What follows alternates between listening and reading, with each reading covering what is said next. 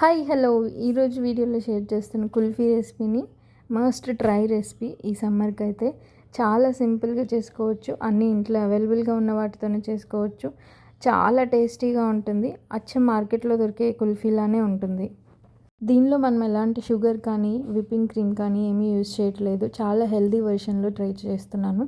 మీరు ట్రై చేయండి, చాలా బాగుంటుంది.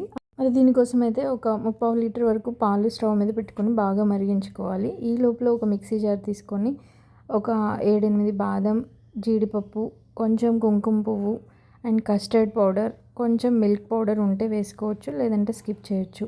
దానిలోనే ఒక 2-3 స్పూన్స్ వరకు మిల్క్ వేసుకొని బాగా ఫైన్ పేస్ట్ లాగా మిక్సీ పట్టుకోవాలి. ఆ మిక్సీ పట్టిన పేస్ట్ని ఈ మరుగుతున్న పాలల్లో వేసేసి ఇలా అడుగు పట్టకుండా అండ్ సైడ్స్ కూడా అంతా కదిలిస్తూ బాగా కలిపేసుకుంటూ దగ్గరుండి అడుగంటకుండా కలిపేసుకోవాలి. అది ఉడికిందో లేదో తెలియాలంటే గరిటె మీద ఇలా ఫింగర్తో అన్నామంటే అది లైన్ ఫామ్ అయితే ఉడికినట్లే.